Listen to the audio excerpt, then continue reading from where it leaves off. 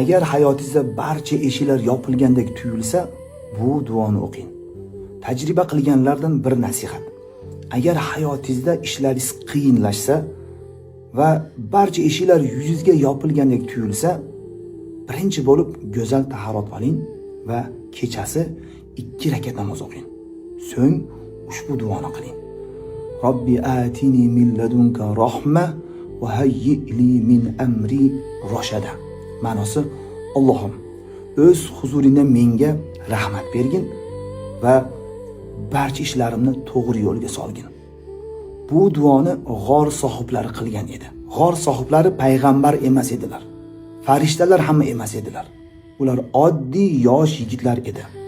Ularning boshiga g'am tushganda ushbu duoni qildi.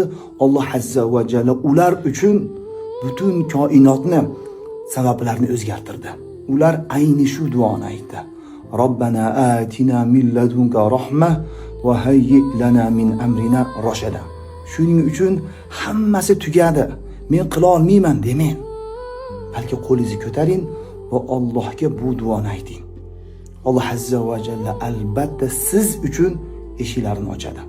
Kimga ushbu duo kerak bo'lsa, kommentariyaga amin deb yozing.